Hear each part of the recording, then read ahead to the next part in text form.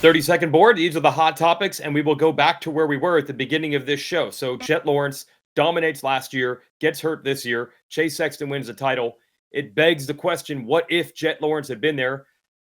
I will just defer to my broadcast colleague, James Stewart, who just says maybe Jet would have won the title, but it wouldn't have been a dominant, perfect season over Chase Sexton like it was last year. So that's James' take, and that certainly seems reasonable. What do you think, JT?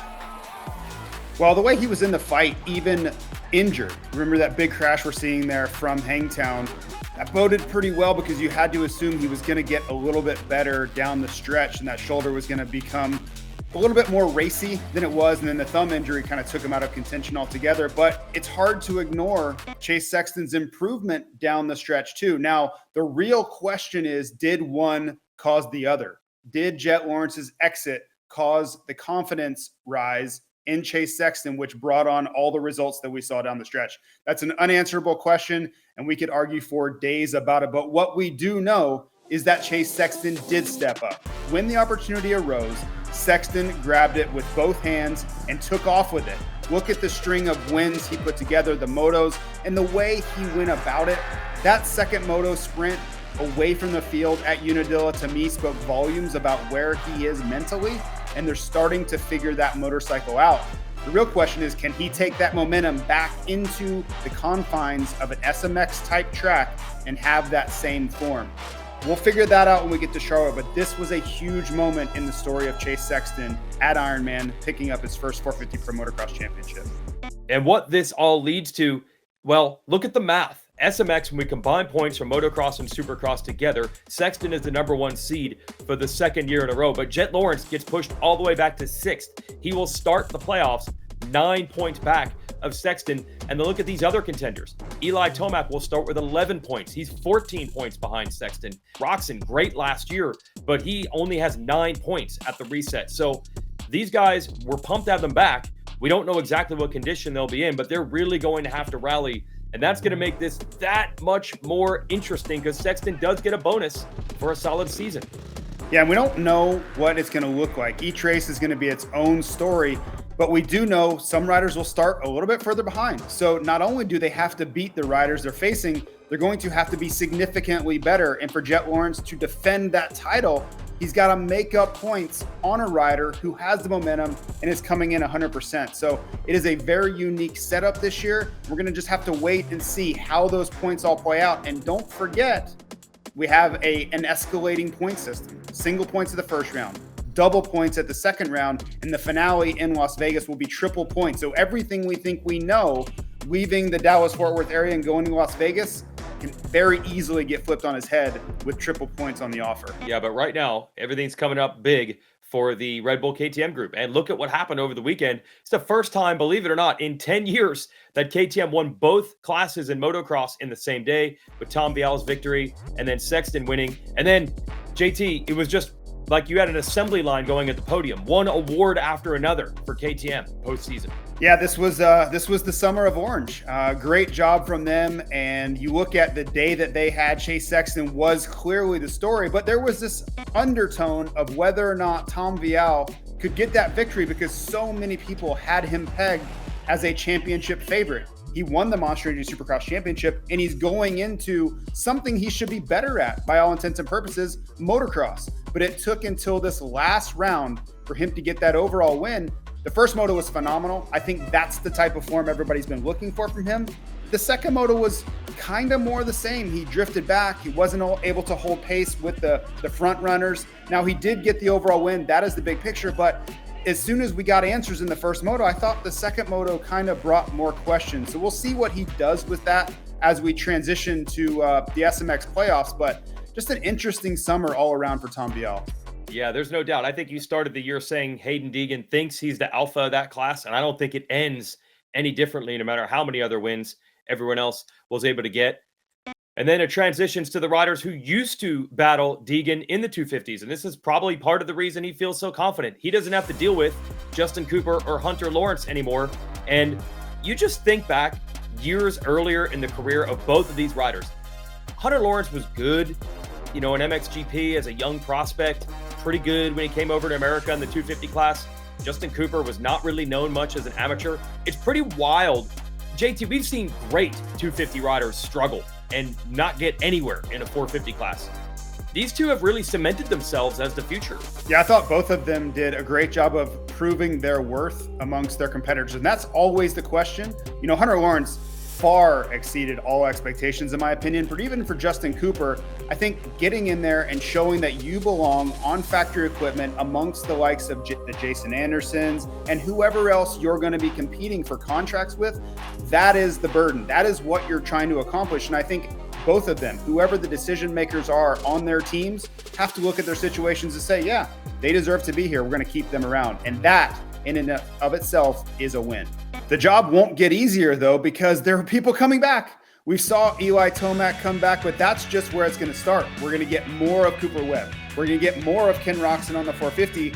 And oh yeah, that Jet Lawrence guy is coming back to, I think he's going to try to come back and take what's his. So we'll see how that all plays out for guys like Hunter and Justin Cooper. Getting in that fight and proving that they belong is going to be much more difficult when we have a full field for those SMX playoff rounds. Yeah, and that's very unpredictable. Like you said last week, the algebra is different with riders coming back earlier. Roxon, we had a lot of hype over him jumping into the 250 class. You could tell physically he still wasn't quite ready as he's trying to come back from injury. And that's really the question. A, those injured riders, how quickly they get to 100%. And the guys that raced all year, how much they have left in the tank. The indefatigable Haiden Deegan, second moto at Ironman, he just reestablished himself. Obviously, we know what he does on the racetrack. Off the racetrack, very polarizing. We live in polarizing times. Deegan is the man for the moment, JT. I don't go to a race ever where someone doesn't say, man, what do you think of Deegan? And then they voice their opinion. They either love the brashness on the podium or they hate it. I feel like in our role to just step back and look at it, the fact that people are talking this much, that's probably a win. Has there ever been a bigger contrast of what we know we're going to get on the racetrack? This guy that has so much grit and determination and fights back from any sort of adversity he faces versus the unpredictability of what we're going to get that comes out of his mouth, what he does on the podium. He cracked an egg over his mechanic's head while he won Mechanic of the Year this past weekend, right? It is always a roller coaster ride, but I think the big picture and what we really look forward to with Haiden Deegan is he is developing into this rider that I think is going to be able to take on all comers. And it's not somewhere I thought we were going to be with Haiden Deegan. He looks ready to take the next step. He's got some learning to do. He's still only 18 years old. But when you think about what you extrapolate that out into what that will be long term, some bright days ahead for the number 38. Now, a team that has had anything but predictability is Monster Energy Pro Circuit Kawasaki. Now, we were on race 300 win watch all year, going back to Supercross, and then Ty Masterpool got the job done, and nobody could believe it. We all felt like it was going to be Levi Kitchen, and then I think Levi answered the bell. He won 3 races in quick succession after that, and it's just been the roller coaster ride that this team has been through. You look at Austin Faulkner, the ups and downs that he has suffered through, leading the points, then exiting the series.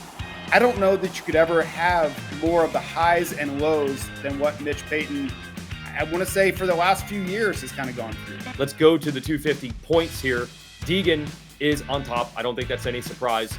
It's actually been an interesting battle between Kitchen and Vial to be second ranked.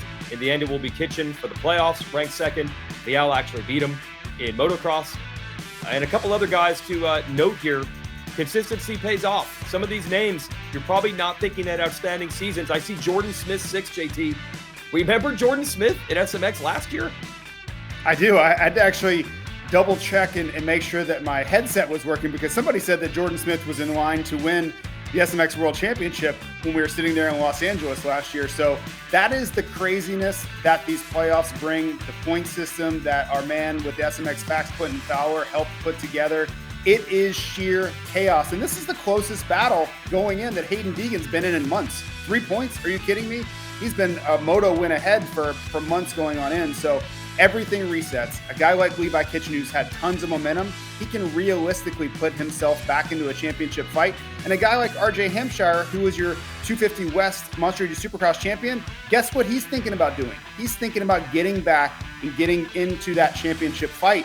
He just got a podium in his second race back. So everything is in front of these guys. I can't wait to watch it. He said he would have liked to have spent that summer in the danger zone. Hampshire is not scared. We know that. So, yeah, wild cards, 250 SMX. We are here for it. And then the 450 class, it's a little different. You're getting these journeyman privateer types who see the money that's on the line and names that you would have never thought. It's factory guys we're talking about. Hampshire, Smith in 250s. How about guys like Harry Koulas in the 450 class, who was going to race a few pro motocross races and then kept racing more and more and more. Then he sold a bike at Washougal, got a new one at Unadilla, and he was good in every moto. He was in JT this year, and he's solidly into the playoffs. Yeah, I think he is the 2024 poster boy for do whatever it takes to find your way into these playoffs, and let's see what happens. The links, the extraordinary links that these riders are going to make it happen so they can guarantee themselves a spot in Charlotte, I think is one of the biggest stories that the development of the playoffs have brought about. It's completely changed the landscape for how riders view their summer. And I think Harry Koulas is the top name of that list. Yeah, and then to those battles in the veteran 450 division, we added more intrigue with the Scouting Moto Combine making a return at Ironman. And Cole Davies wins. Cole Davies, you fans are probably familiar with, the New Zealand kid, now with Monster Yamaha Star Racing. Outstanding during the SX Futures. He goes 2-1 to win the Combine overall. But here's what surprised me. A rider I had never heard of dominated the first moto. An Australian named Haiden Deegan, 17 years old, got fourth in Moto 2. So he ends up on the overall podium. That's what the Scouting Combine's here to do. Riders you'd never heard of getting on the radar. So an Australian and a New Zealander are really the standouts. And then there was one other standout moment, JT, on Saturday. Yeah, for Liam Aloff, who is the son of my former teammate, Joe Aloff. Now, they got one parade lap on Saturday. This wasn't a race. They're just go out there and get recognition from the fans. Well, Liam decided to go ahead and jump the biggest jump on the track, got caught out by a freshly watered racetrack, and oh, wow, did he pay the price stepping over the front. And I saw this live, and it almost ruined my afternoon because I was so worried about my friend's son in this crash, but thankfully he got up and all is well. But to your point about this combine, I think the benefits are twofold. One, continued development for these young superstars to be, and also provide a stage for those that we don't know about to step up. And Haiden Deegan going out and winning that first moto, he did exactly that. So for me, whether it's Supercross Futures, whether it's the Scouting Moto Combine, this has been a win on all fronts, and the future is going to be the benefit of that. I think we're going to get Meneer back, by the way, for the World All-Stars race at Las Vegas. So keep an eye on that rider when we get to the SMX World Championship. And we know he'll be keeping an eye on him. The crowds, man. Supercross, crowds are up. The podiums, what was that like in Pro Motocross? The crowds have been huge this year. It's been great. It is anarchy down there in all of the best ways. And you can really tell who the crowd favorites are, right? And some of these are still ongoing developments, right? These riders are finding their personalities and really engaging with the fans. But it is so great to see all of these people coming out. And truly, thank you to everyone who's down there and making noise and really engaging, because it changes the day. You see Chase Sexton there spraying champagne. Imagine the memories that are being made between Sexton and these fans on championship day. It's just an experience you simply cannot get in any other sport. And speaking of new experiences, Drew Adams made his long-awaited debut, and he's been racing a lot. He was racing Supercross Futures, where he dominated several rounds. He went up to Canada earlier rounds to get some practice in, but this was the long-awaited Pro Motocross debut. And the results don't jump off the page. I think they're very similar to rookies we've seen in the past, but I think his speed, the way he was able to qualify within the top 10, and also he ran with those guys. He was battling the likes of Ken Roxon and all the stars that we know. I think it bodes very well for where he will end up. Once he gets a little bit more comfortable, he gets some experience. I think this kid's the real deal, Weege. 15-11 moto scores don't sound great, but we had a long discussion with our statistician, Clinton. I think the outstanding rookie debuts that most people think about are ones that start at the beginning of the year. We saw many riders, they don't race Supercross. They're just practicing motocross for 6 months. We get to round one of Pro Motocross, and they catch the riders who had been racing Supercross on the back foot. Those are the Eli Tomac winning his very first race, or Barsha being up front. I think the best moto Max Volan ever had in his life was his pro debut. To start at the end of the year is a completely different situation, and that's what Adams was in. So yeah, 12th overall. Obviously, he probably wanted more, but I don't think it's as bad as you would think if you compare it to other riders that start at the end of the season when the veteran's been racing all year. Whoa, hold on here. We got some breaking news. We want to thank Mike Pelletier from the AMA for jumping on with us because the decision has been made for Team USA at the Motocross the Nation. So we just whipped this together, and you have 3 names, 3 riders that you can tell us right now. Who are they? I do, Jason. It's exciting. So Team USA this year, competing in England, is going to be Chase Sexton on the MXGP class, Aaron Plessinger in the Open class, and Chance Hymas is going to do our MX2 for us. So, Mike, this news we've been waiting on for quite a while, and I have heard every scenario under the sun. Without giving too much away, can you just give us some context as how do you get to this landing spot with all of these names, possible names anyway, involved? Yeah, that's a good question. And there's a process involved. And, with SMX coming up, we kind of wait to see through the outdoor season. So this isn't out of the ordinary. You used to see the announcement at Unadilla. But then if you think back, the Motocross Nations was beginning of September before there was SMX. So we like to get as much racing as we can in, see where everybody's standing, talk to the riders, talk to the team, see where the interest is, and take it from there. And we got a great team this year, and I'm really excited. Now, look, Mike, when we see those 3 names on the team, you're obviously picking the 2 top-ranked Americans in 450 motocross points, Sexton and Plessinger. That's easy. Obviously, Haiden Deegan, the 250 champ, not being on the team is going to raise some eyebrows. So what is the situation there where it ends up with Chance Hymas on the team? Of course, we had a lot of conversation with Haiden, as everybody would probably expect. Over those conversations, it was decided for him not to partake on his end. So we respect that decision, and then we start talking to other riders, and Chance had his hand up and raised the whole time, and I think we made a great selection, and we'll move forward into England with these 3. Okay. All right. We look forward to SMX. I know you got some work to do there as well, and you're very busy today. So thanks for giving us a few minutes here, Mike. Okay, before we wrap this show up, just a quick reminder, when we return to racing, that'll be September 7th, ZMAX Dragway at Charlotte. The pre-race show begins at 2:30 Eastern. Racing begins at 3. Same time schedule for round 2 of the playoffs at Fort Worth and Texas Motor Speedway. And then 9:30 p.m. will be the pre-race show, 10 p.m. Eastern, racing for the World Championship finale, September 21st.